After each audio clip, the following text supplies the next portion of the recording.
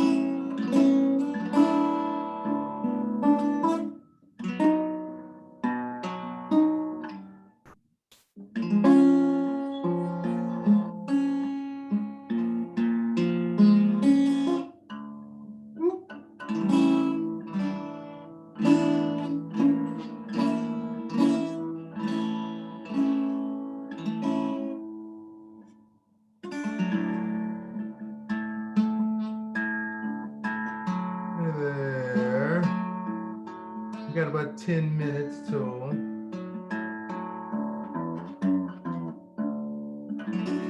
we have about 10 minutes until class starts, so I'm just going to play the guitar for 10 minutes just to get some guitar practice in, because this is what I'm doing. Just feel free to chillax.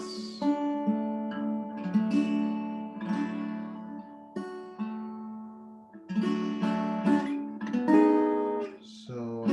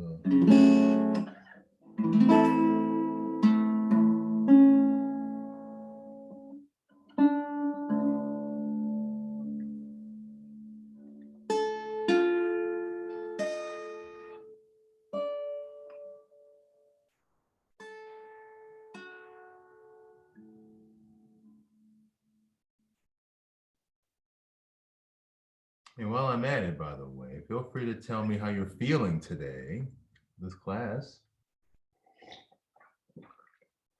This class is all about your feelings. So feel free to tell me how you are feeling today. Talk or type, either one's fine.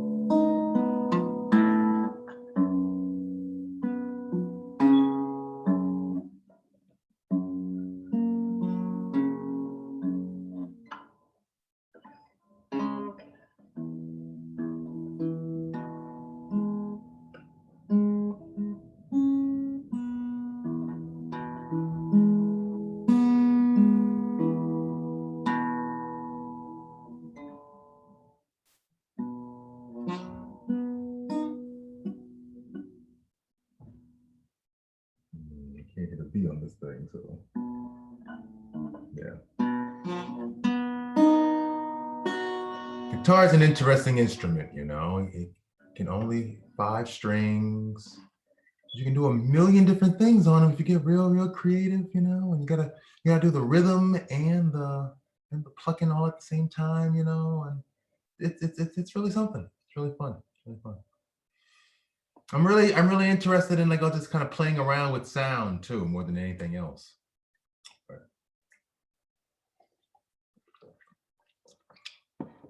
Okay, well, since we got 2 minutes here, why don't we go ahead and get started. My name's Dr. Donny, and I'm the leader creator of this course called Emotions for Dummies. And this is the final class of our beginner Emotions for Dummies series. So if you made it this far, give yourself a big round of applause, because it means you might be delving into your feelings on a deeper level for the first time ever. And that's huge. Let me take this off. That's huge. So getting in touch with your feelings is no easy matter. And you know, I designed all these classes to really help people develop some real concrete tools for getting there. And it's not easy. It's just not easy. So if you got just being willing to dip into the feelings is a real huge courage, the Latin word for heart, core. It's a real courageous effort. So give yourself a big round of applause there, okay? I'm gonna be honest with all of you. Seeing my cat in the background right now is kind of distracting me. You all may not. The people watching this may or may not care, but I'm gonna do myself a favor, if it is possible. I'm no expert on how these things work. Oh, there we go. Whew. My cat dominates a large part of my life already, frankly, and I think he's big enough. Okay, he's a very large cat anyway, and he doesn't take no for an answer very well. He gets what he wants. Big man. Okay. Okay, so let me share my screen and show you all my just making sure it goes to the right spot. Show you all our workbook for the class. Let's see, I have so many things up here now. So many things. I'm in school full time to become a school counselor, just so you all know.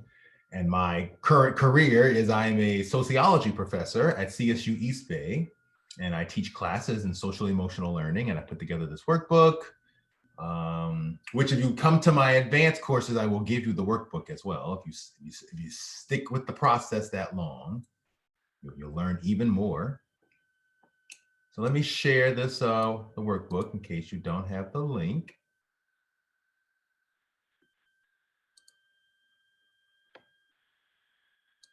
But I'm in school full time and work full time, so it's a lot of work. Well, I'm sorry, I'm actually in school part time. I was in school full time last semester, and it was so much I felt like I was going to lose my mind, especially with everything going on with the election and everything. So I went part time this semester. I also found out that a full 30% of students have chosen not to return to class in the fall next term so far. So, you know, we're all kind of waiting to see what that means in terms of a lot of different things. I went up for tenure this year, so, you know, who knows if they use budget cuts as a reason to deny everybody tenure, you know? Who knows? Who knows? Who knows if budget cuts, you know, the whole university gets furloughed? Who knows? Who knows?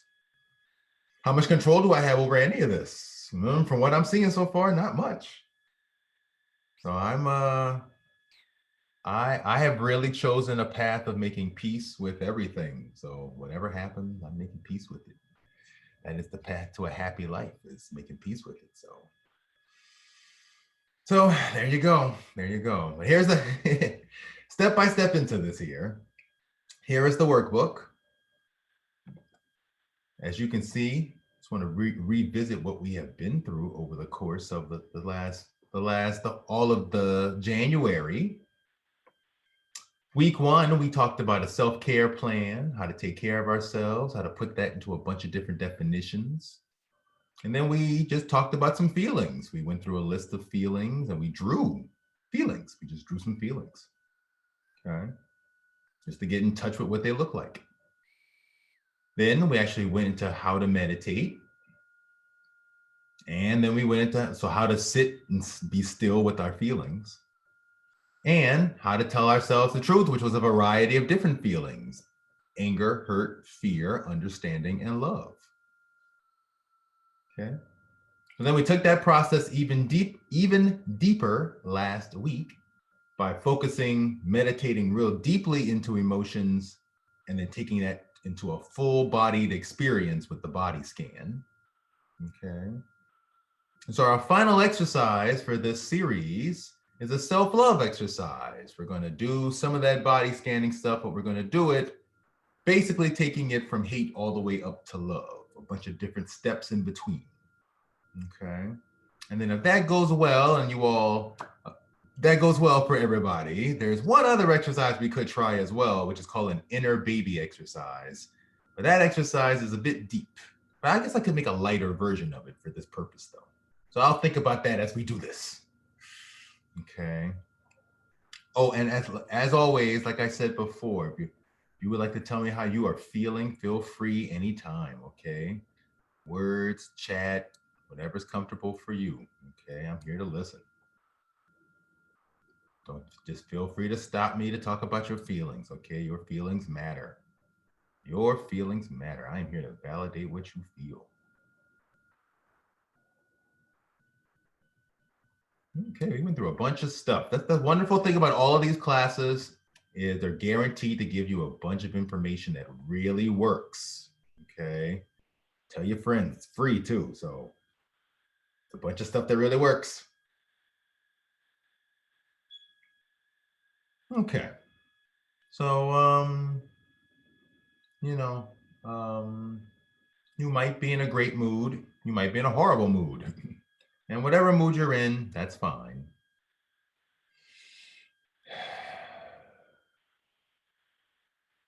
You may feel like reading along, you may not feel like reading along, and whether you feel like reading along or not reading along, that's fine. Just get comfortable. Make yourself comfortable. Notice your breath. I'll lead us into a light meditation. So just notice your breath. Just notice your breath. You know, you may have a lot of things going on in your life like me right now with school and everything. All of that right here, right now is not actually happening. It's just thoughts spinning in the mind. I don't have to attach onto them. I don't have to take them seriously. And you know why? Because thought and imagination are the same thing. Thought, thought and imagination are the same thing. We call it thought when it's serious and imagination when it's fun. But it's the same thing. So it's all imagination. It's all the same thing. So to whatever degree is causing me stress, let it go. Just let it go.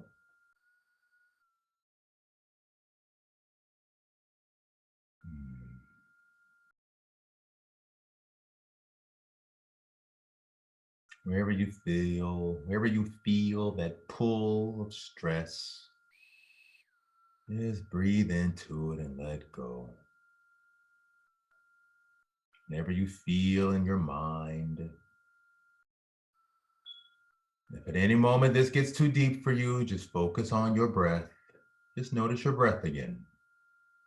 Life's all about the breath. You're breathing whether you want to or not, right? So Just return back to the breath. All of a sudden, your mind starts to make you feel like you are inside of a deranged hall of mirrors, just a total terror nightmare. Return back to the breath. You'll still be breathing until you're dead. You'll still be breathing. So even if it's you still have to breathe. So you're just breathing and breathing and breathing. Just back to the breath. Back to the breath.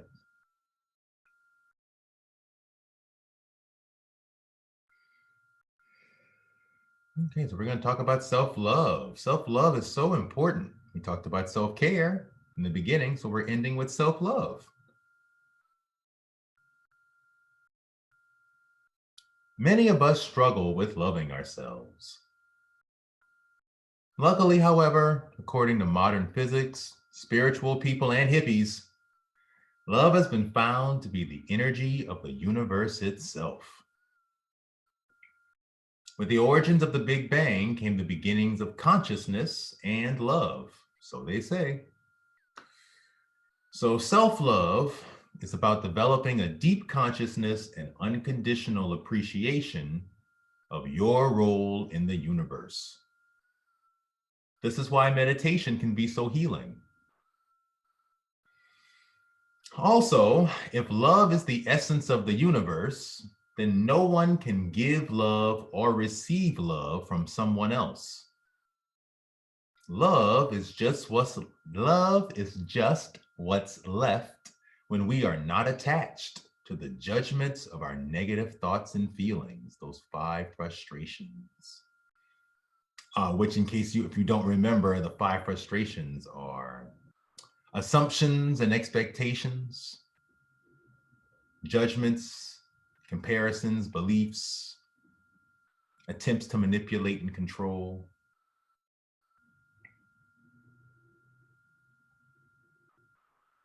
When we do not feel love, it is not because it isn't there. It is because we are actively thinking and believing things that block us from experiencing our true inner nature. In religious terms, this is what is meant by God is love, or whatever higher power of your understanding. Most of us have learned a definition of love that is radically different than this.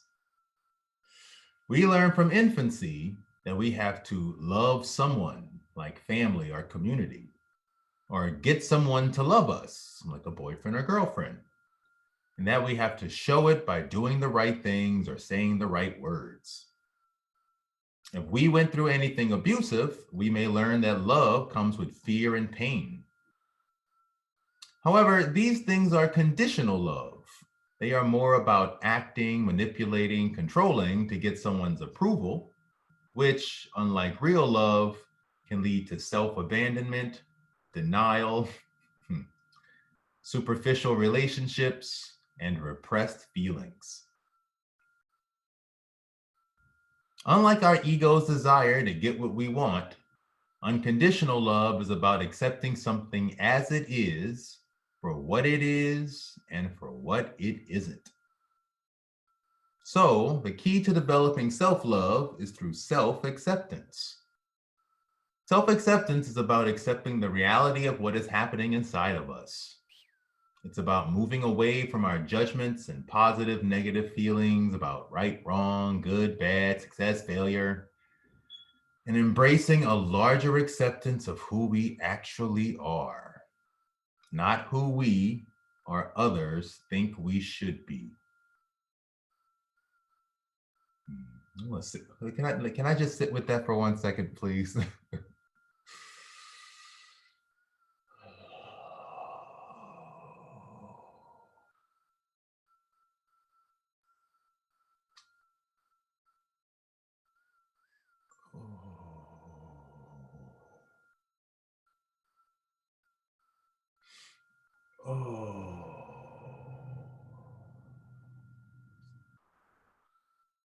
It really touched me in the heart.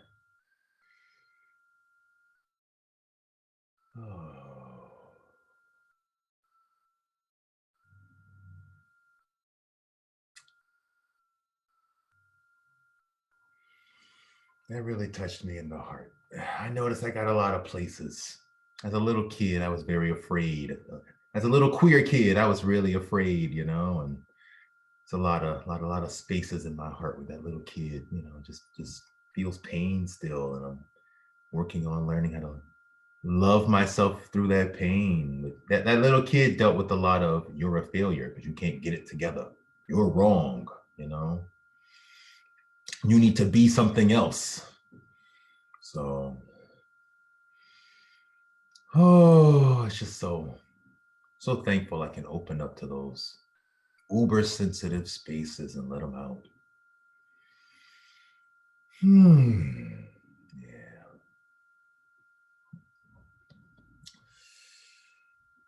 Oh, I'm just going to reread that whole thing, okay? Self acceptance is about accepting the reality of what is happening inside of us. It's about moving away from our judgments and positive, negative feelings about right, wrong, good, bad, success, failure, and embracing a larger acceptance of who we actually are, not who we or others think we should be. Allowing our self talk to be more accepting increases our ability to love others and the world as it is too.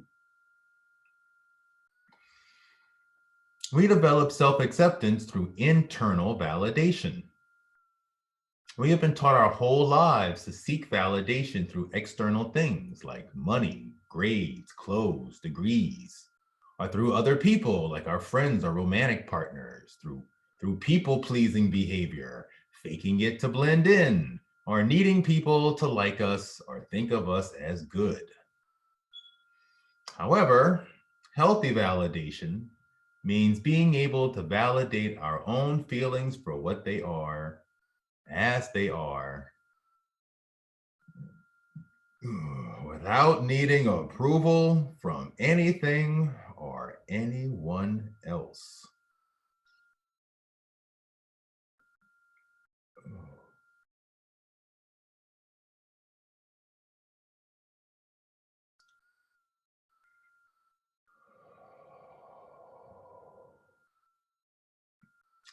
Anything you feel is valid because you feel it. You can be totally wrong about why you feel that way, and your feeling is still 100% completely valid. This teaches us to honor our emotional boundaries and helps to build healthier relationships with ourselves and others.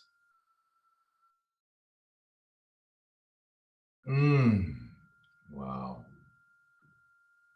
Oh, human beings are all doing the best that they can. So our ability to love can only move at the level of our consciousness.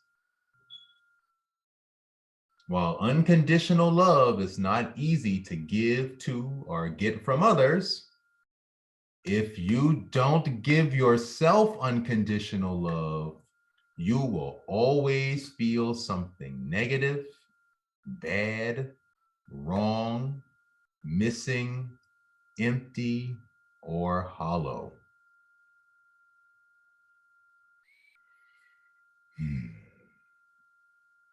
Okay, so this exercise will offer you an opportunity to work on your self-love, acceptance, and validation by feeling through the positive, negative range of your emotions and offering some statements to help you validate your feelings. Since negative judgment is one of our greatest coping mechanisms, validating yourself at first can feel like speaking a foreign language. So practice, practice, practice. Practice, practice, practice. All of this, everything in life, practice, practice, practice. Okay?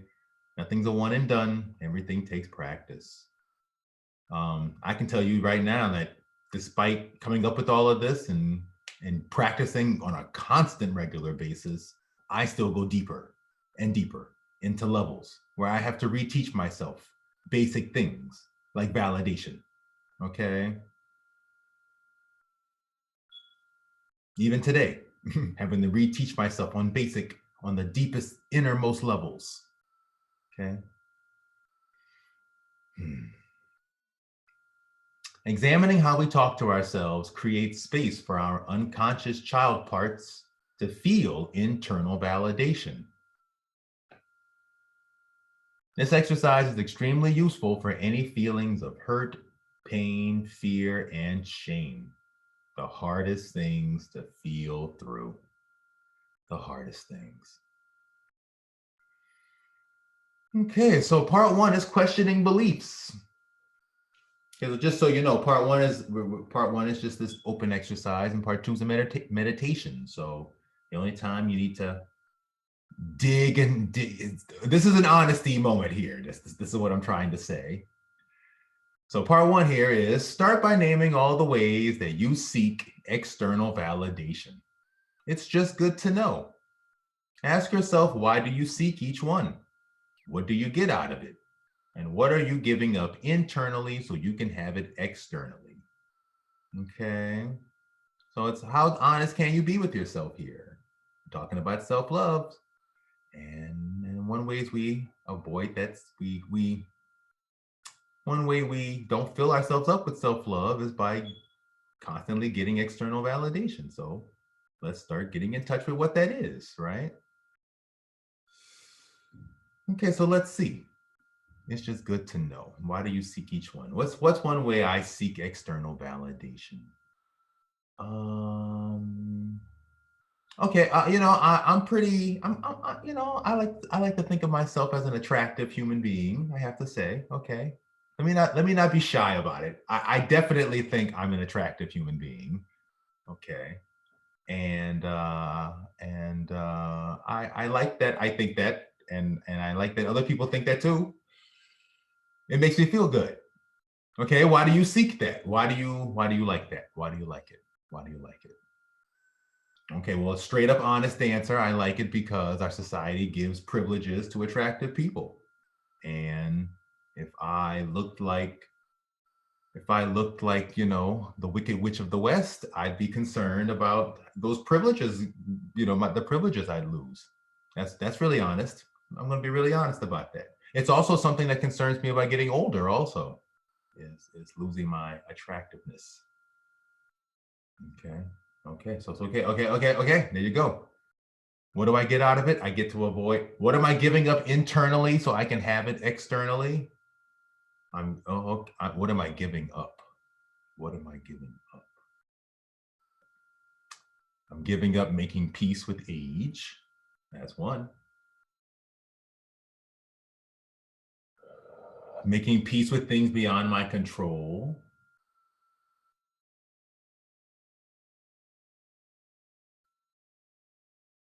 What am I giving up?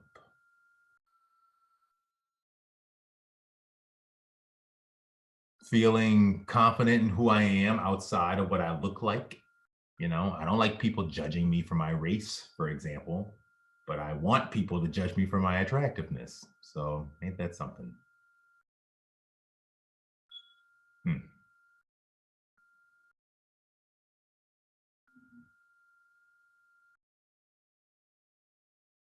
I appreciated that. Ooh, that was deep. Oh, I like that. Let's do one more.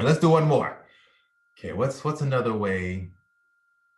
What's another way? And if anybody would like to do theirs or say theirs out loud or type theirs up, and we will run through yours as an example. Feel free, okay? I'm here for you if you want it, okay? Just always know that, okay? Okay, what's another way? We seek. Let's say we. What's another way we seek external validation? What's another way we seek external validation? I can pick a kind of generic answer here. Working. I work all the time. Okay. Why do I seek that? Well, the honest answer. Okay, I can be honest. I can do this. The honest answer is our society rewards us with money if you work.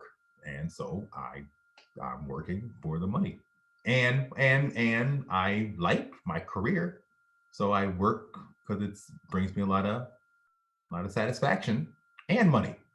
The money is also, I guess, satisfaction too. So a lot of satisfaction comes from my job. So I tend to work a lot. Okay. What do I get out of it? All that stuff. There you go. What am I giving up internally so I can have it externally? Now, that's a good question. That's a good question. What am I giving up internally? You know, just the simpleness of not having anything to do. Just a simple, I don't know, just there used to be a time before the days of cell phone where I went to the park and I just sat at the park with a book. And there were no cell phones, right? So I was just at the park with a book, and I didn't want to read the book. Okay, so I put the book away, and then I was just at the park, sitting there, looking at mosquitoes and day flies, and watching fish bob, and just being with life, just being with life. So what am I giving up internally? The ability to just be with life instead of having to be at work. Just be with life. Hmm.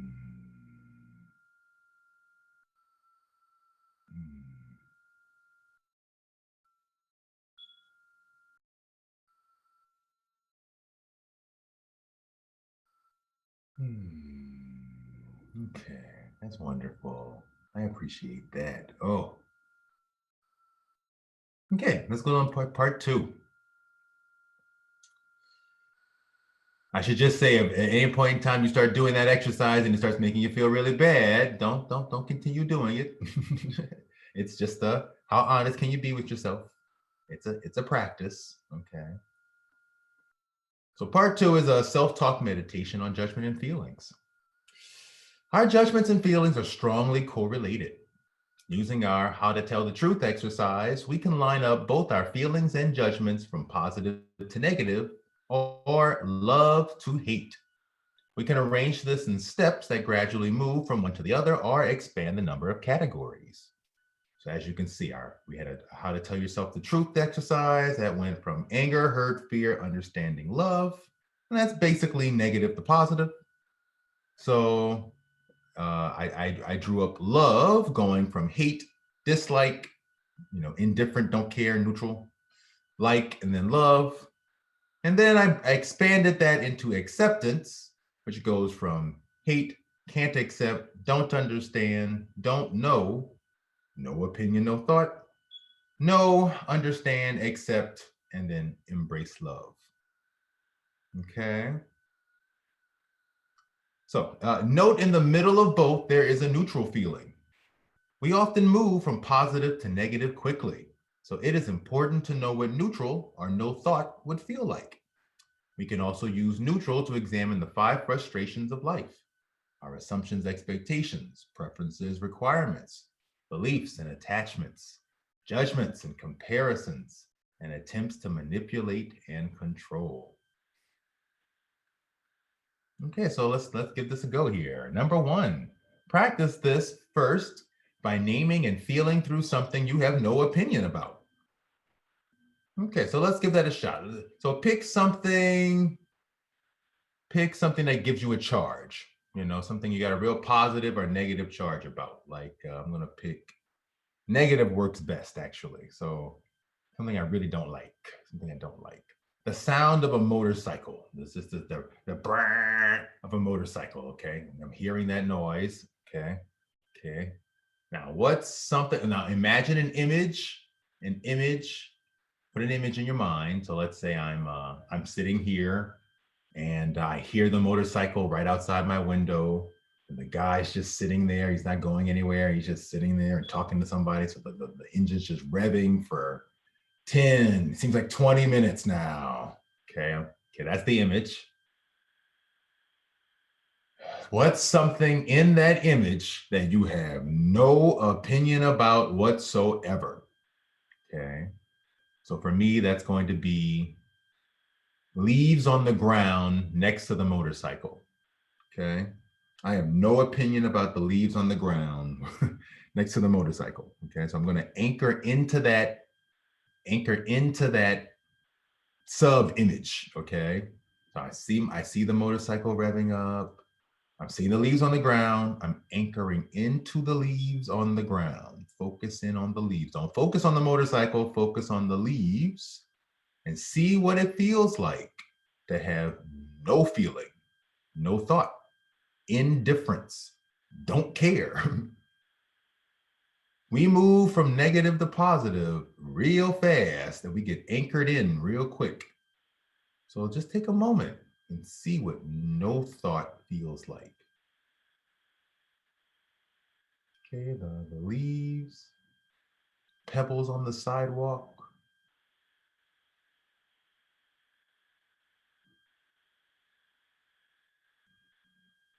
The bird that just flew by in the background, no thought, no thought. The dirt on the house in the background, no thought, no thought. The kind of flower in the flower bed in the house behind the motorcycle, no thought about that. The worms in the ground, no thought, no thought. So just anchor into that and see what that feels like.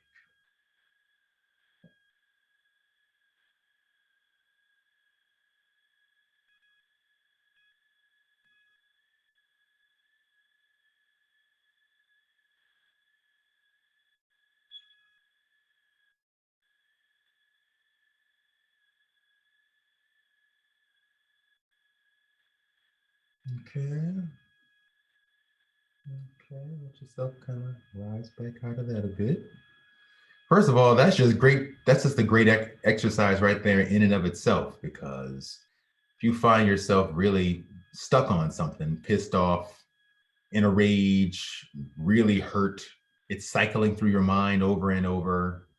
One thing you can do is you see that, just see the traumatic thing, let it cycle through, and then see the image, and then find something about it that you have no opinion about and anchor into that instead, okay? Can help shift those feelings. Okay, so here's number 2. Next, pick something that you know you do like or love, or at least accept, about you or the world, and feel it through each step of the positive side of this scale. Give 3 reasons why you know it, understand it, accept it, and love it. Okay, that's a good one. I like that. It's a good idea. Okay, so let's continue with this motorcycle analogy. Hearing the motorcycle, annoying sounds, annoying sounds. Okay, and let's start with recognize and know.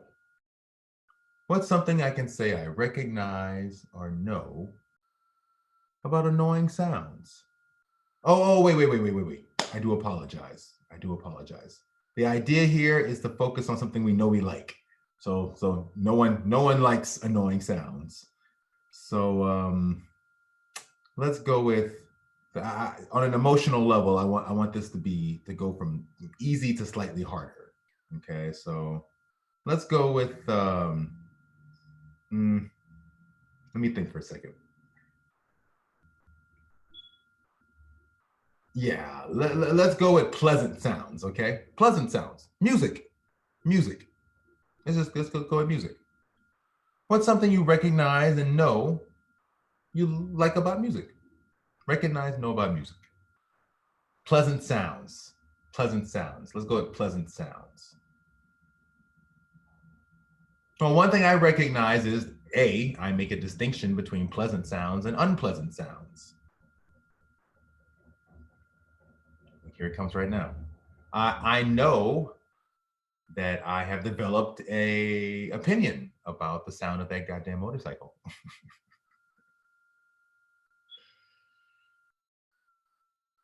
For each one of these, I like to name 3 things. Okay. I know I'm judging. The sound. I know I'm judging the sound of the motorcycle. And I'm engaging in judgment right now. I know that too. Okay.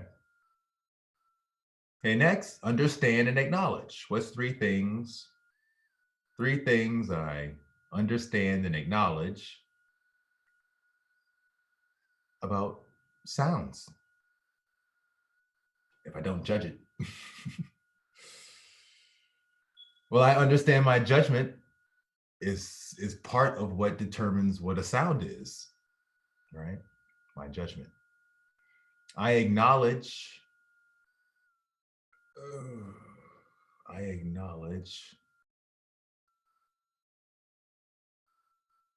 I acknowledge this sound might be unpleasant for me and pleasant for someone else. I can acknowledge that.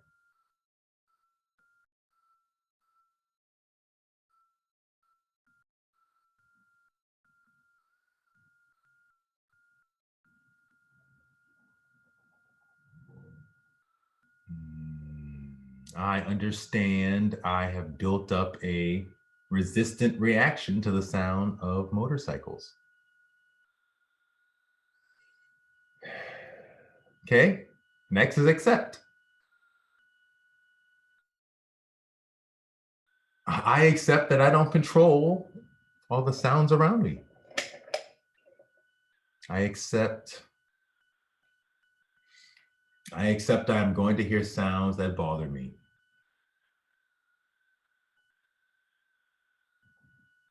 I accept that I have the option of learning how to let it go.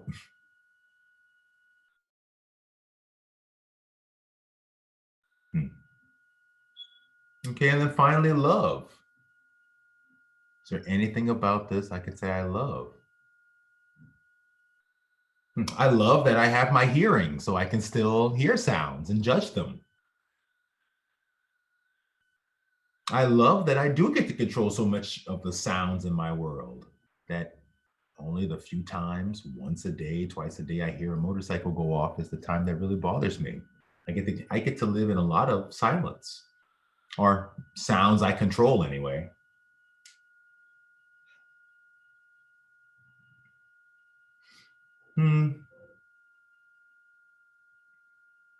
Also, I love the fact that this guy has a hobby he enjoys and, going out in his life and enjoying his hobby. So good for him. So there you go. Okay. And as you can see, you can hear it in my voice. I've hit a lot more acceptance. I still don't like the sound of that goddamn motorcycle, but I'm in a place where I can make peace with it. I get to a place where I can make peace with it. Okay, and that's the beautiful thing about this exercise. Okay. Okay, so and you saw how deeper it went with that second example there, right? So the real challenge is number 3, which is we pick something that we reject or hate and take it from the bottom of the scale all the way up to the top. Okay, that is and then we can get to the neutral zone and use some of these 5 frustrations also. Okay, so let's go. Let's give it a shot. What is something that's really bugging? Something bugging anyone? I'm just gonna ask open call here. If anything's bugging somebody, want to give me a topic, give me something to work with, I'm all ears. If not, I'll think of something bugging me. What's something bugging me? What's something bugging me? Like I said, I'm working a whole lot right now. I'm trying to manage the stress level of, doing my own healing, being in school part-time, and going up for tenure right now with my job. And doing the all 3 is a lot. It's a lot. I am constantly having days where I choose my healing and I spend the whole day in bed. And then that means a day I could have did the reading for school, but I just couldn't do it because at this point at 38, my healing comes first. I gotta heal. A bitch gotta heal. Okay, hello. So So I'm struggling, and I'm almost at a place where I'm literally debating maybe I should just drop out of the program and just completely go back to focusing on my healing.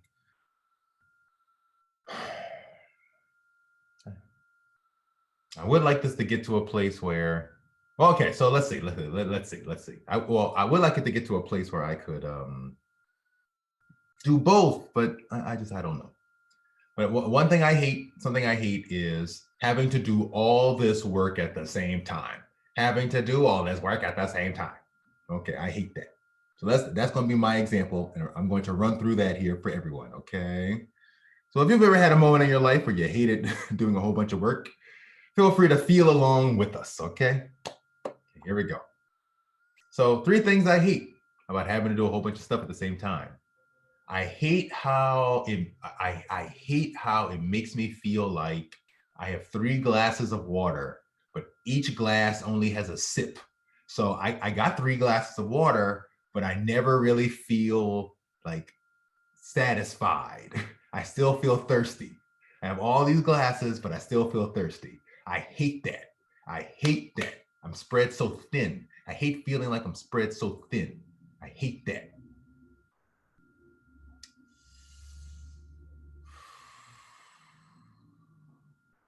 I hate how, I also feel run down and spread so thin.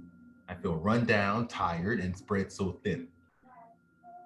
So I just feel like just like bended apart in all sorts of ways.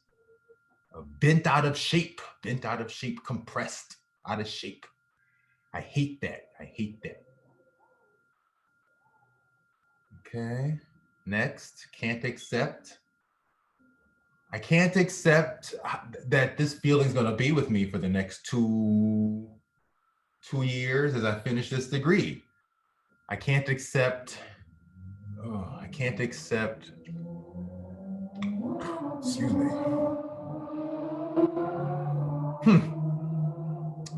That's another person enjoying their hobby right there. I can't accept, I can't accept another 2 years of having to live with this stress.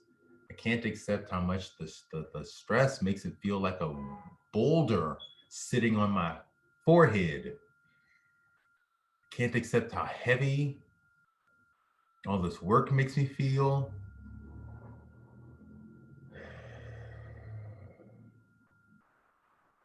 I can't accept how heavy all this work makes me feel.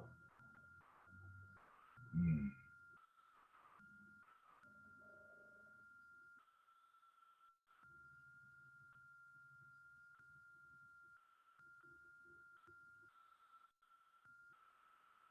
Okay, next is don't understand.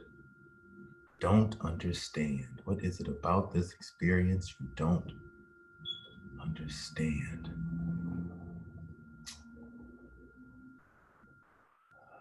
Don't understand. I don't understand why I always try to bite more than I can chew. I always aim for these big goals. And then I make them happen, but they come with lots of stress. But I never really take in how much the real stress amount is going to be. And then I find myself grumbly, complaining. I don't understand why I do that. I don't understand. I don't understand. I don't understand what it really takes to get through this phase of my life, this program, this phase of my life right now. I don't understand what it takes to get through my later 30s. I've never done it before. Well, that I know of in this lifetime anyway. Who knows? I guess I have probably lived through my 30s before in some previous lifetime. That's entirely possible, I guess, if you believe in those things.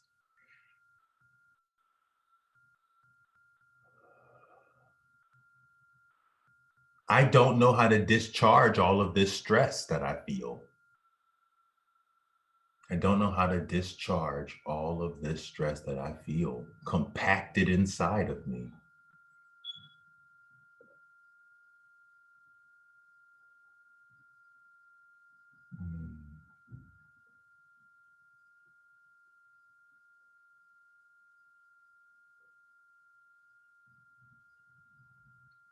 Okay, next is don't know. Don't know. I don't know if the pain will ever all go away. I don't know. I don't know if I can. I don't know if I can handle all this stress for like 2 more years.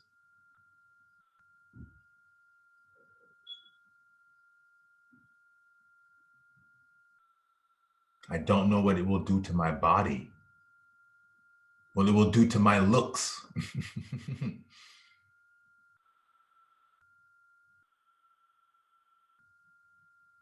This is a feelings exercise, so let yourself feel.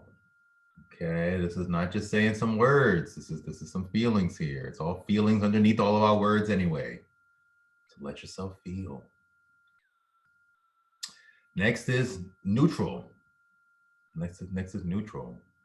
So let's see. For me, an image that came up for me as I've been going through this exercise is this. It's me sitting here at my computer with my two screens, and I'm getting through work. I'm getting through work, but I'm also like wrestling with all this stuff going on in my mind and all this healing work that I'm doing, all this pain that's coming up, and I'm trying to get through this and keep track of my 3 email addresses and I'm trying to just keep everything organized. And I always feel like I just can't get it together, and I always feel like I'm falling behind. And then even if I am prepared, then on Tuesday I showed up 45 minutes late for school for one class because I overslept. Oh, I felt so awful. Oh, and then my microphone was on for a solid 10 minutes while I was in the class. So I sat there and was picking my eyes because I had just woken up and my eyes weren't adjusting. And I just turned the light on and my eyes weren't adjusting. And I sat there and I was like, oh man, oh. And everyone in class heard me. And if I wasn't already a college professor, I'd feel so embarrassed. And I actually still kind of do feel embarrassed. It makes me feel like I'm not really doing well. So anyway, so I'm going to anchor into that image. Anchor into that image. Me sitting at the computer. Me scratching my eyes in the classroom.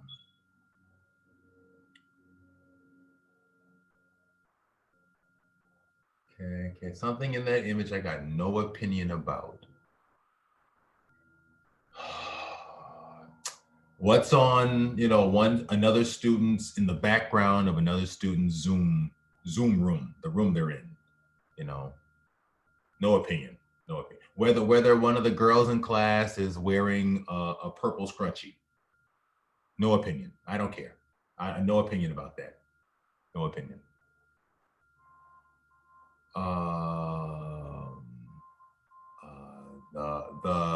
The operating system on the professor's computer. I don't really care what it is. I don't really care. No opinion. Okay, anchor into that. That feels really weird at first. That feels really weird. Oh. Oh. The fifth book on the professor's bookshelf. The fifth book. I don't really care what it is. I don't really care. The janitor, the name of the janitor that took out his trash. I don't really care. I don't really care. Anchor into that. That janitor got a whole life. Whole life. He might have kids. He might have a whole story. Brother. A whole parents. That janitor could very well be the father of someone who might become the next Supreme Court justice. Okay. It's possible. Anything's possible.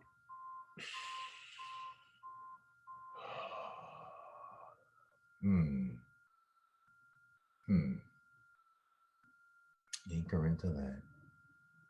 I might have been 45 minutes late for class, but I managed to be in the class of the teacher who got trash taken out by the janitor, who's the father of the future Supreme Court Justice of the United States. Okay. I played my part in history right there. Okay. That's some 6 degrees of separation right there, if I ever heard it. But there you go.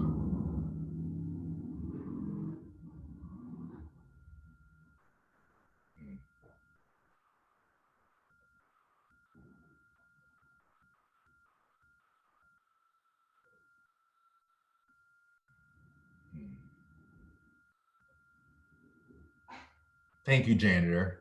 Thank you, janitor man. Thank you so much. You did your part. I'm doing my part right now.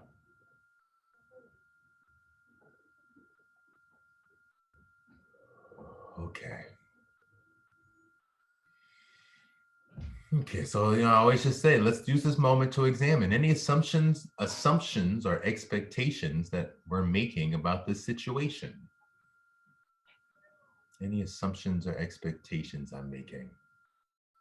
Well, I am assuming everyone judged me, and I get the impression no one judged me. Because for one, I got 2 messages saying, "Hey, where are you? Class is starting." And I thought that was the nicest thing ever, because no one needed to send me a message, and they all did. And that just really warmed my heart. They're all younger than me too. They're all, in their early 20s. That just really warmed my heart. They all sent me messages saying, "Hey, what's going on?"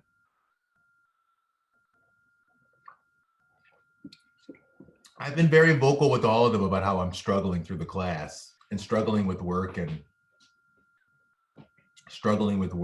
everything. I've been very honest about it, and they've all told me they really appreciate that too. So I've given them a voice. So I'm really happy about that. So yeah, but I'm assuming I went into this whole beating myself up thing for a bit there. And I expect me to be a perfect student. I always expect me to be this student who's going to be, perfect, excel at everything. And, I'm older now, and a lot's going on in the world, and I'm expecting me to still cruise through it. And it's just not always possible. Not possible. Preferences and requirements. Yeah, I would prefer to be that person, the cruiser, cruise through it. I'd prefer to cruise through it. Look how successful I'm managing through this difficult time. But that's not reality. That's not reality. Okay, it's not the Abercrombie and Finch jeans commercial version of life. It's the real life. And the real life means sometimes you're going to oversleep class by 45 minutes. Okay, beliefs and attachments. Yeah, I got to unattach from this perfect person thing. It's just, I gave myself what I needed. So frankly, I think that's the better way to make sense of this, if you want my opinion. Yeah, the belief that I need to be at stuff on time, I think that really should come second to the belief about you need to take care of your needs. Because school will not take care of my needs. School will keep running on time. The trains run on time. Okay, good for at school, and I need to run on my time. I need to run on my time. That's the biggest lesson I could learn from this. The real school I'm in is the school of life. Okay. Yeah. Yeah. Okay, judgments and comparisons.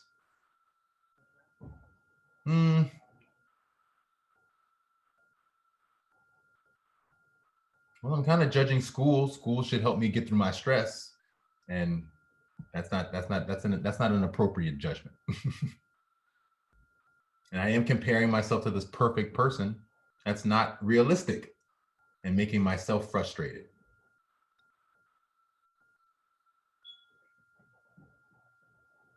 And then attempts to manipulate and control. I'm trying to control me by comparing me to this perfect person. I'm trying to control me by comparing me to this perfect person. That's not, and that there is no perfect person. That doesn't exist. Well, it doesn't exist, and this person is literally an imaginary person in my head that I'm comparing myself to.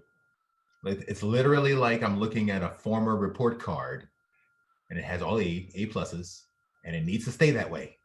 That's the thought coming in my mind right now. I'm not an A plus report card. Nobody's a report card. Nobody's a report card.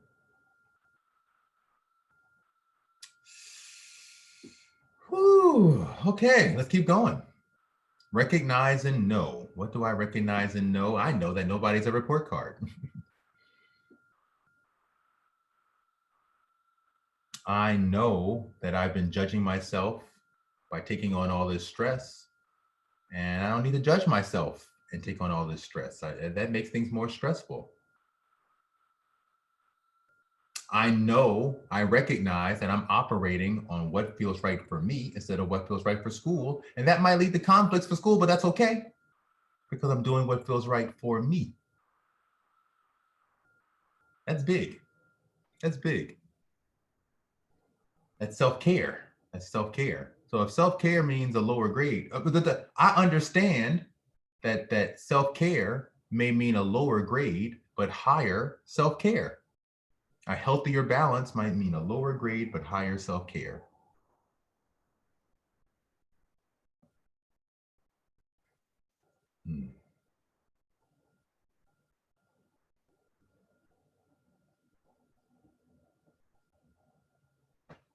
I acknowledge it's my job to manage my stress level, my schedule, so that everything will fit. And it's my job to change when things don't fit. It's my job to adapt and change when things don't fit, so things will fit for me. And so far, I have to say I was absolutely right about switching to part-time. I debated going full-time this term and just stressing myself out again. And I said, no. That would be craziness. And so far, I am very happy I went to part-time. Very happy. Very happy. Worked out. It's working out 100%. Yeah. Self-care.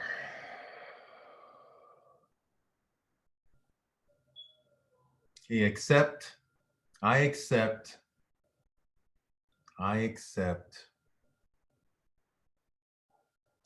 my job to manage my life. I accept that it's my job to manage my feelings. I accept that if I want peace, I have to be willing to go into these spaces where I'm really frustrated and really feel it through.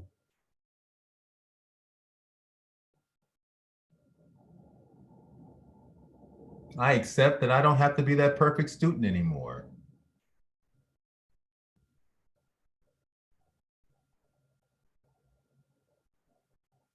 Yeah, I'm not a little kid anymore.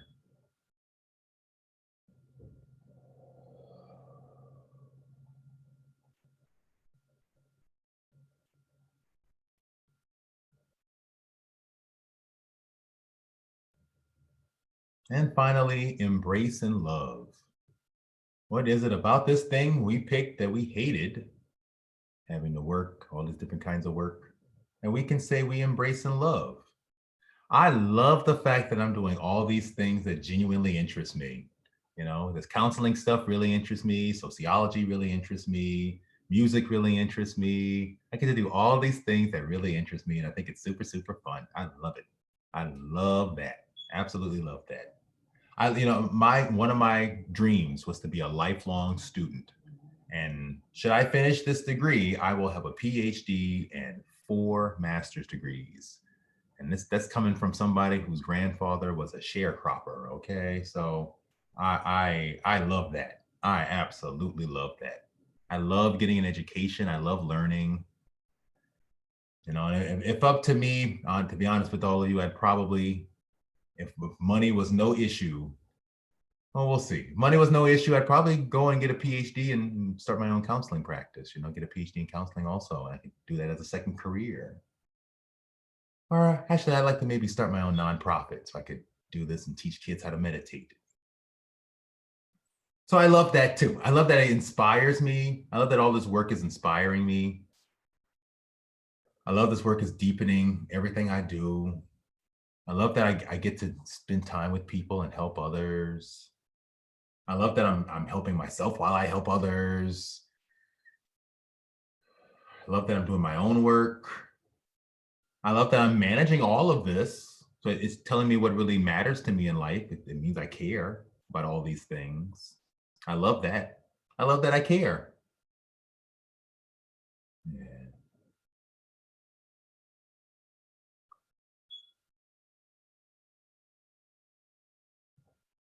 Okay, so now let's give ourselves some validation for what we went through just now. So you can say these statements to yourself or come up with your own, but say these to yourself in your mind. I love myself. I love myself when I get in touch with my feelings of having to work at so many different things. I support myself when I let myself feel my feelings about having to work so much. I have every right to feel the way I feel about having to work so much. Anybody who went through what I went through would feel that way.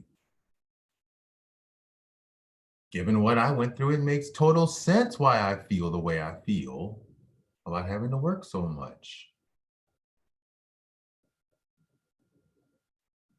I don't need anyone's approval to understand how I feel about having to work so much.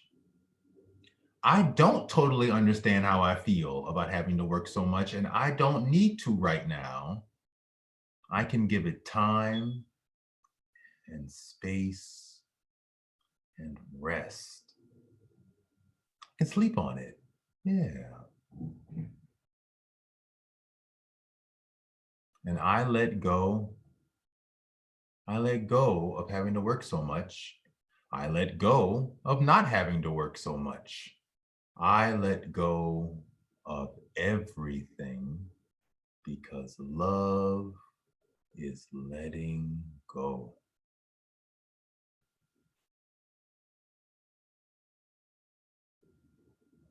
Okay. So, those are some statements I wrote there. You can always embellish them, adapt them to fit your actual language, because that's how this works best. You speak the words you need to hear. Sometimes just saying, I support you. I support you. I support you. I'm here. I support you.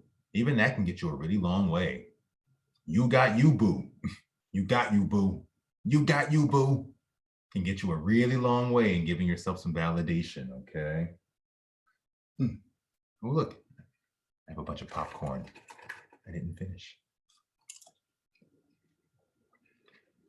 Okay. So this is a great exercise to practice. Getting in touch with your feelings, validating how you feel.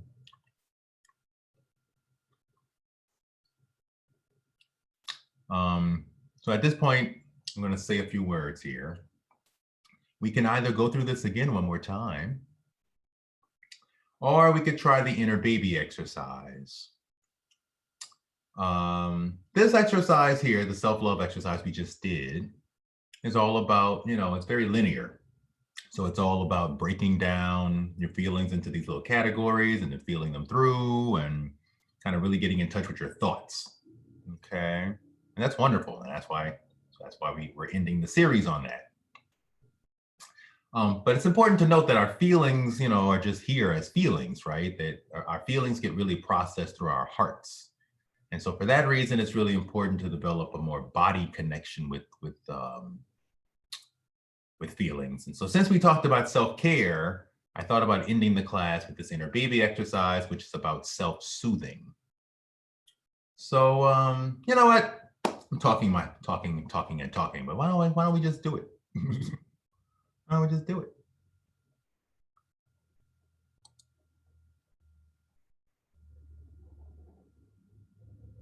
It's important knowledge. How to soothe ourselves is so important. So let's see here. It's so important. So I want to really give ourselves a chance to learn a little bit about that, okay? So what we'll do is I'm going to read a few words, and then we will spend the rest of class in a inner baby meditation, which I will explain at the end of this whole thing here, okay? If you're feeling some kind of way at this point, though, if you're happy, sad, in your feelings, stay in your feelings. You don't need to read along at all. You just need to hear my voice and yeah, just take in these words, let it go into your heart. Okay. This can go pretty deep. So I'm going to ease us into it very gently, and then you can decide what works for you. Okay. So I'm just going to read, and you can read along or listen along. Okay. So after about 9 months of being in our mother's womb, we are born. However, babies are born emotionally complete, but physically completely helpless.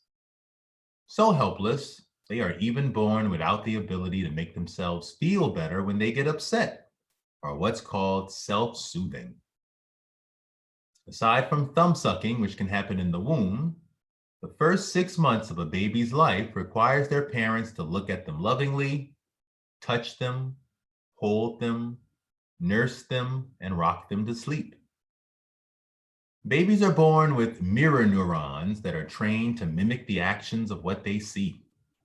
So at the age of 6 to 9 months, with the role modeling of parents, babies begin to self-soothe on their own. This forms the basis for developing a healthy or secure attachment style that builds self-care and self-esteem as babies develop into children. Examples of self-soothing for babies are grabbing a soft object like a teddy bear, patting and rubbing themselves, soft music, or even looking into a mirror, because babies have no self-judgment. As they get older, babies with secure attachments develop interdependence, and they are willing to explore fear and danger in the world because they know they can return home to a safe place. If you did not get this level of assured safety as a baby, or if you were abused or neglected back then, you may have attached to caregivers that left you feeling some combination of anxious, avoidant, disorganized, or reactive. Feelings which we take into our adulthood and form the basis of our adult attachment style. Ongoing or major episodes of stress and trauma can disrupt the baby's emotional system. However, because these feelings occurred at a pre-verbal stage before age 3, they may be just fragments of a scary or sad experience and not whole memories, which can lead to confusing, overwhelming emotions and flashbacks, irrational thinking like you're going crazy, hypervigilance, constantly on the lookout for danger, depressed and negative thinking, and a host of health problems like migraines, allergies, and chronic pain in adulthood. Self-soothing is critical because it resets the amygdala, the part of the brain that deals with emotions and flight or fight responses. And it teaches us distress tolerance, the ability to get through a crisis you can't manage or solve. These things work better than unhealthy skills like constantly fidgeting, binge eating, drugs and other addictions, sex, social isolation, or lashing out at other people. Self-soothing teaches us to treat ourselves with compassion, kindness, and care. Self-soothing involves reconnecting to the senses. Find enjoyable things to see, hear, smell, touch, taste, or move to. Healthy adult versions of self-soothing are hugging, wrapping in a blanket, a warm bath, brushing your hair, nature walks, calming music, sipping tea,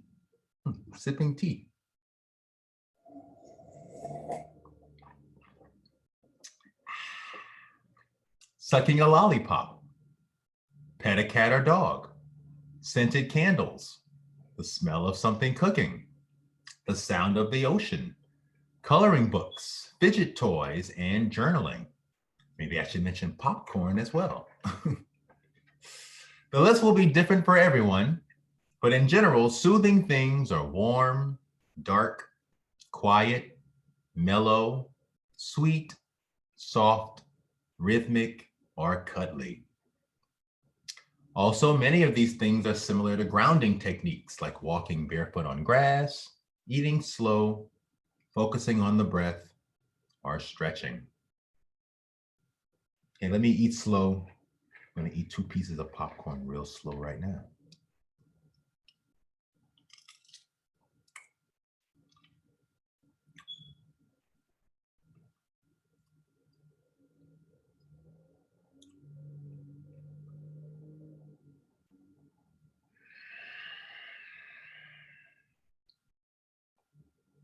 I have a strong tendency to scarf my food down.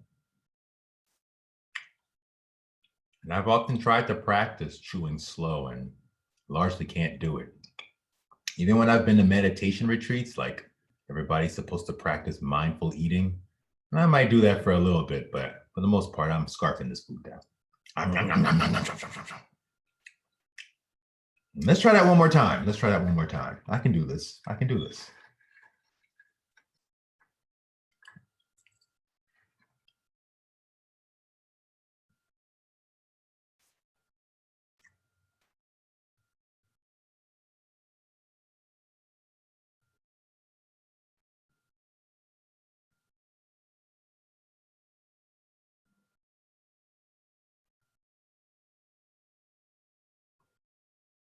That feels very awkward, but very calming.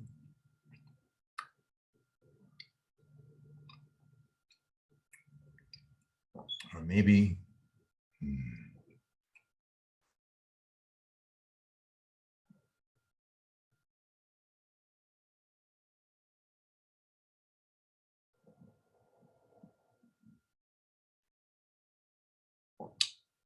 or maybe I'm so trained to chew fast that to slow down feels very awkward.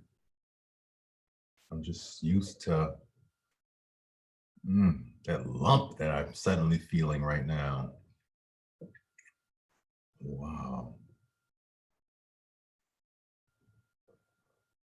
Oh, okay.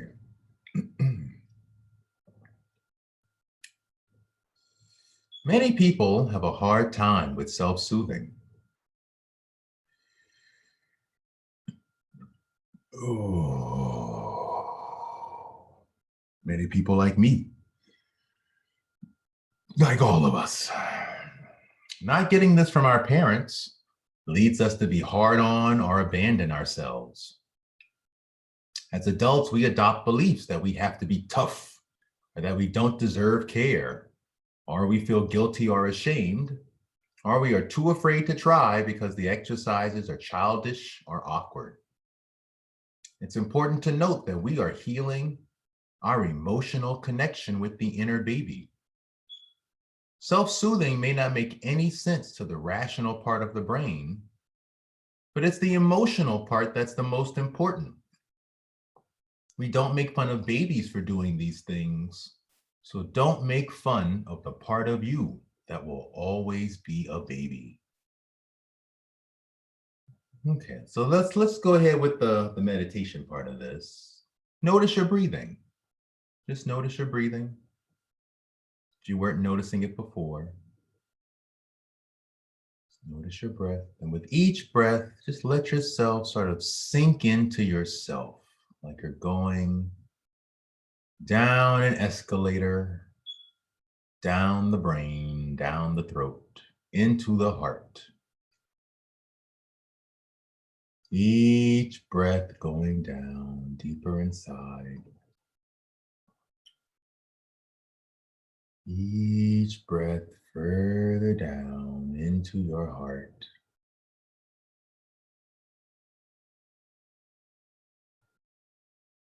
You feel yourself sinking down, further down. Each breath into your heart.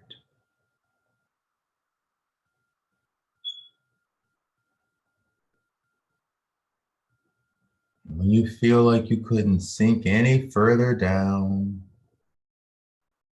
you go a few more floors, even further down past that.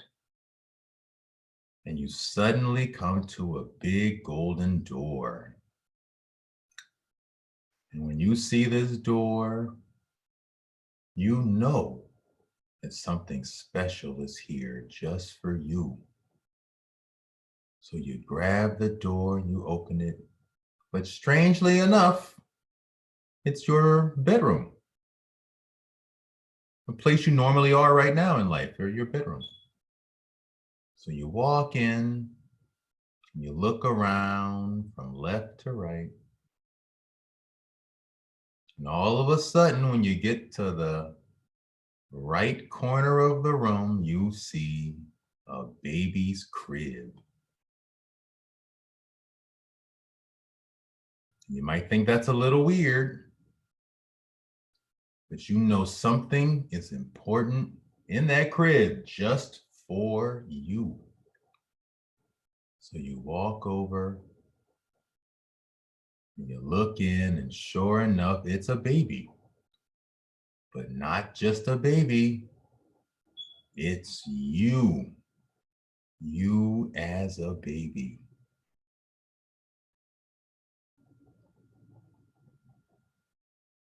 Take a moment and look at your inner baby.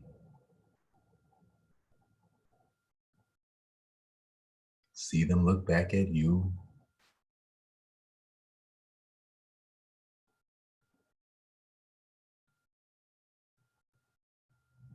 And if you're willing, I invite you to pick your baby up. Hold your baby.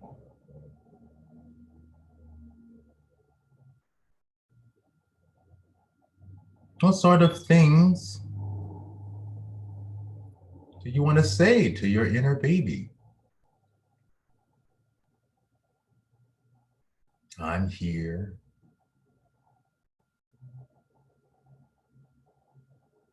Is the diaper clean?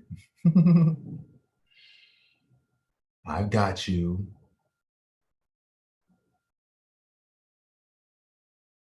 Let's say the little baby starts to cry like the way babies do, just all of a sudden, just like that. What do you do to soothe this baby? What do you do to soothe you as a baby? You might rock your little baby side to side. You might say some calming words like, it's okay. It's okay.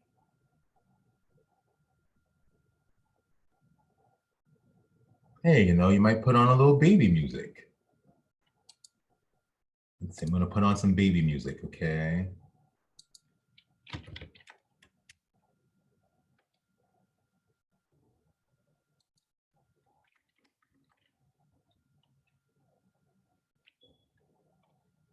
No, I will not put on that baby shark song. Sleepy baby music.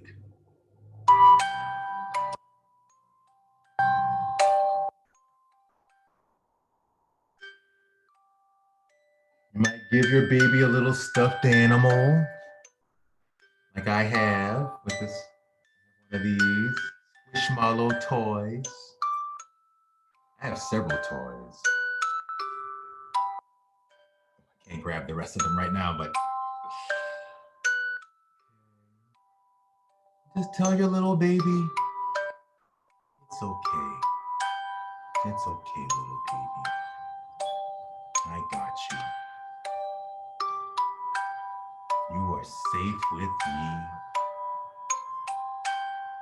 You can relax now.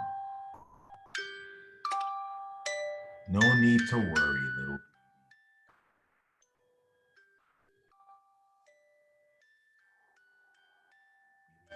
Rub your little baby. And whatever you do for your baby, do it for you. Give your baby a hug, give yourself a hug. Pat your cheek. Just note, yeah, these things may seem a little silly, but we're healing our inner baby. We don't make fun of babies for doing these things. So don't make fun of the part of you that will always be a baby.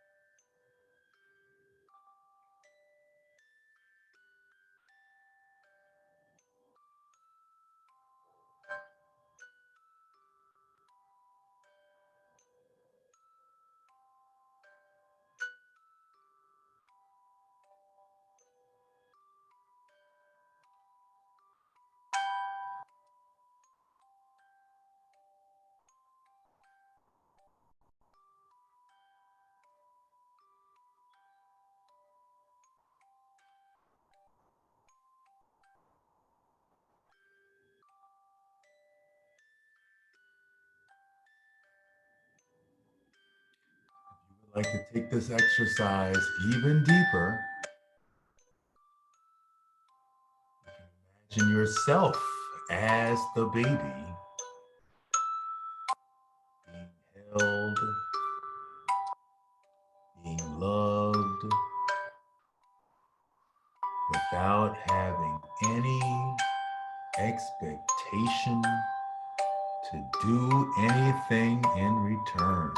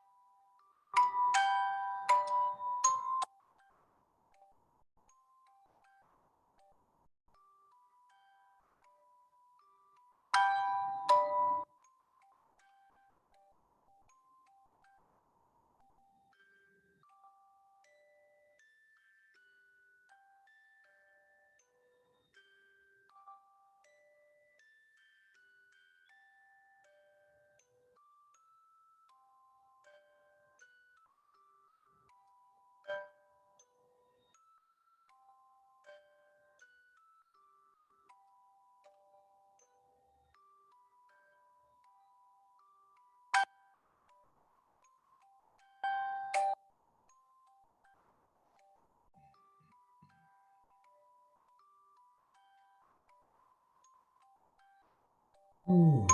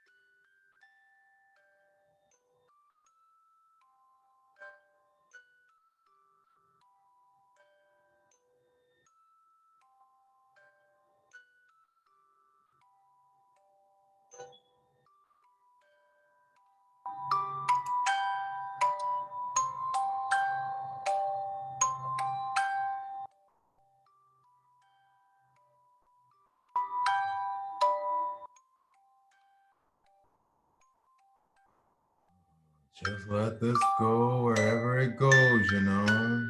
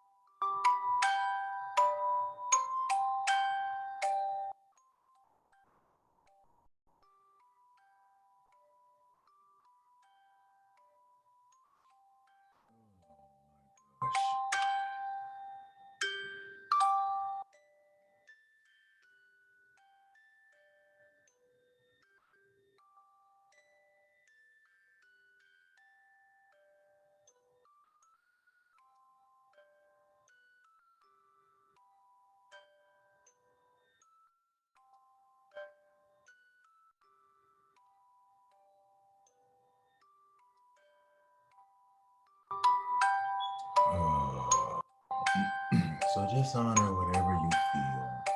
You know, part of me just just came out of my brain and said, "No, shake out of this. You got to be tough, toughen up." I can remember a person I was at one time that would have said that. You know, that person, you get the right to feel however you feel. I love you. Little babies go all the time. It's okay, little baby. I love you. Let yourself feel whatever you feel in this exercise. It's about connecting with your inner baby. Your inner baby could have gone through who knows what. You know, you had all kinds of crazy emotions as a baby, but you couldn't even move your hands and feet. So we don't need to also judge whatever you're feeling. You're feeling it. It's valid because you're feeling it.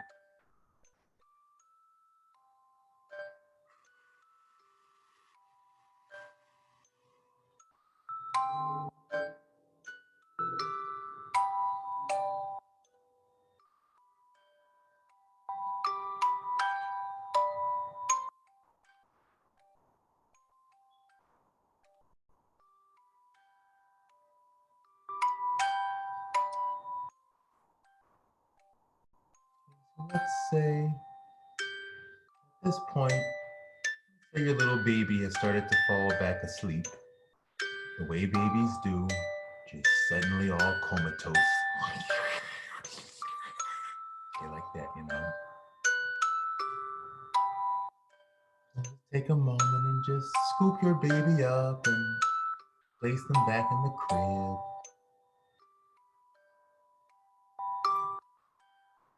Look at them real lovingly.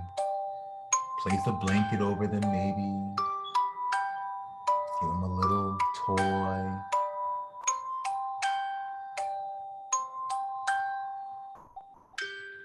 Maybe turn this baby music on to help them sleep.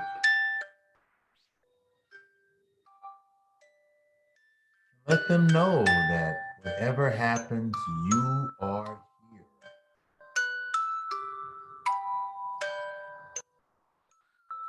I love you. Anything happens at all, let me know and I will come running. I am here for you. I love you, little baby. Maybe even turn on a baby monitor. Click. And then slowly let yourself walk out of the room, knowing your baby is okay, is safe, and asleep. Walk back out through that golden door. It closes behind you, and you're left with just a feeling of total, just completeness. And so with each breath, you let yourself rise back up from your heart, slowly back up into your brain. Each breath rising back up with this sense of total completeness, total presence, feeling of being deeply loved, connected to something very deep inside of you. Each breath, you feel this connection with you as you come back up to the surface. Each breath, feel the love back up to the surface. You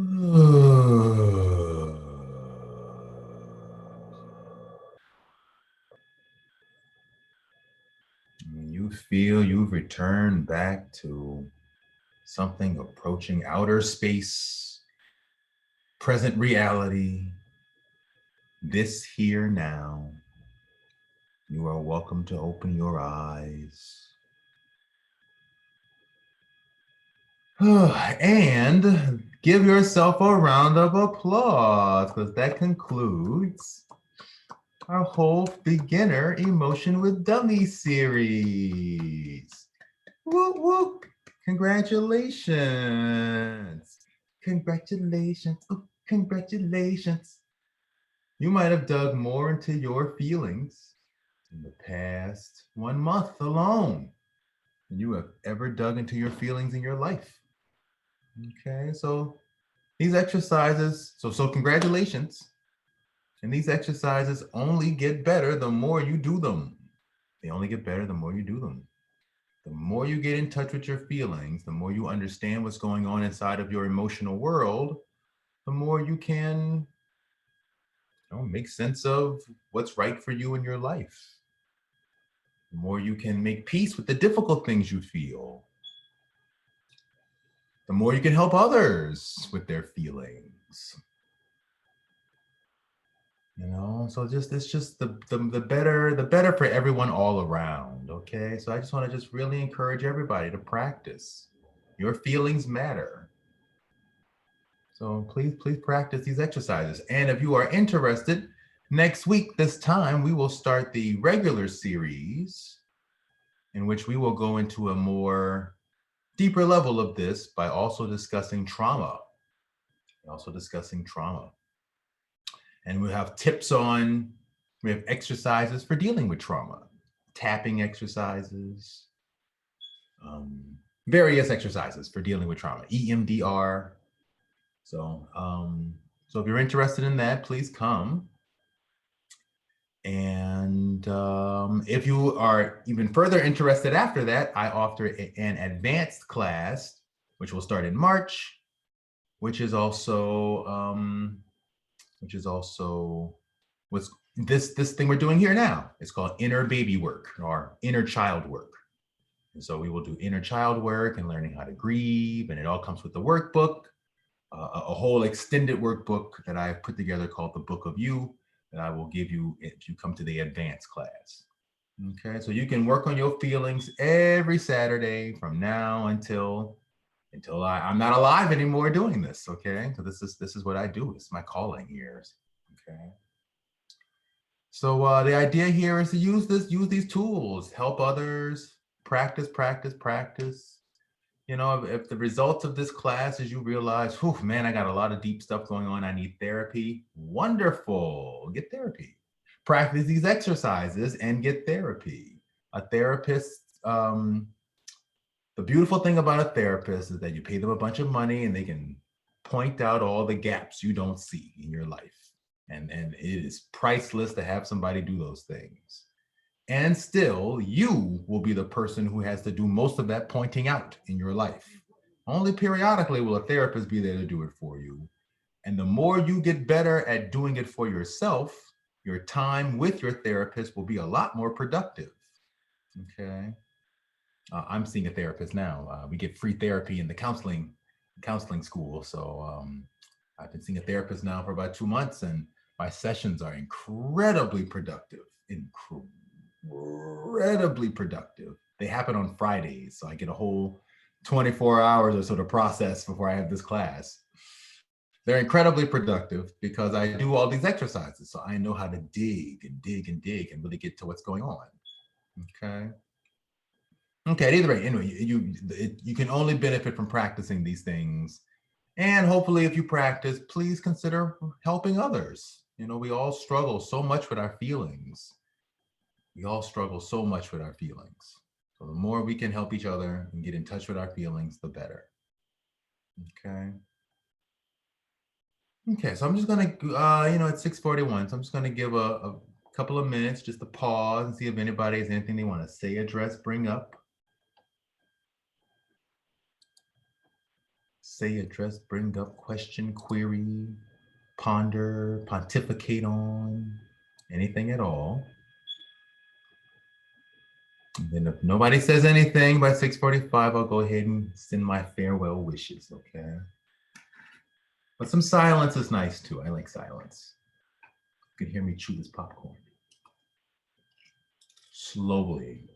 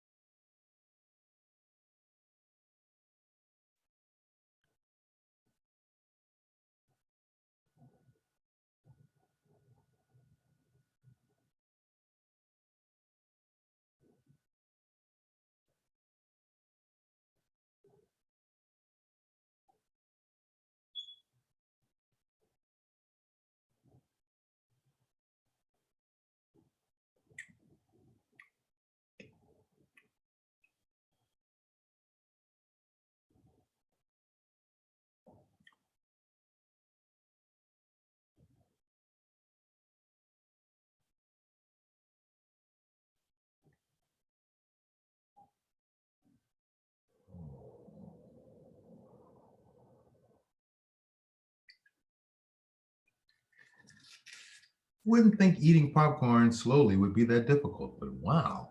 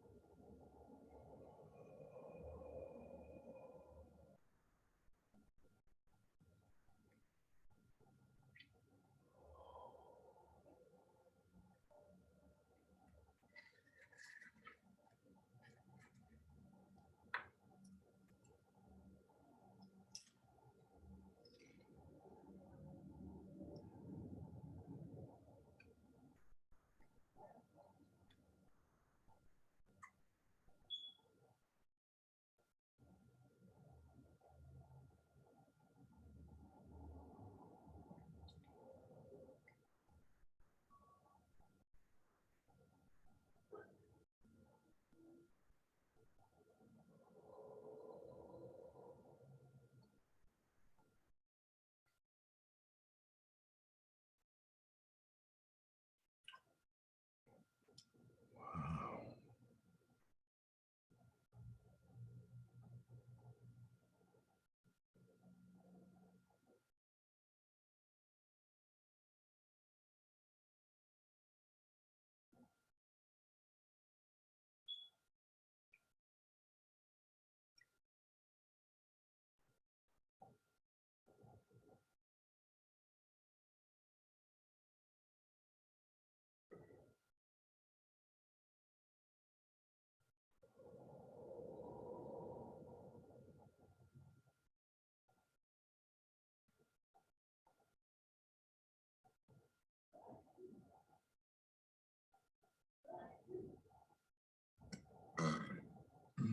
Excuse me. Oh, dear. Okay, wonderful people. Well, on that note, I want to say it's been a blessing making space to work with all of you, to get in touch with other people, to practice our feelings together. I really would like to encourage you all to come next week for starting the regular series, but whatever you do with your life, good luck getting in touch with your feelings. Good luck getting in touch with your inner life. No one else can do that work for you. It's not possible. At best, somebody comes by here or there, but it's your journey. That's how it works. So whatever you develop as your way, whatever you develop as your way through life, I honor your way. And hopefully getting in touch with your feelings using these exercises can help you get one step closer toward finding what really works for you. Okay. You got you, boo. Hopefully you got you. Hopefully you got you just a little better. Okay. So if you're interested, I'll see you next week. Whatever you do, please take care and good luck getting in charge. Good luck getting in love, making love, getting in touch with, making love with your inner emotional life. Okay. Mwah. All right. Bye, everybody. Have a nice weekend. Have a nice week. And I'll see you all on Saturday if you're interested.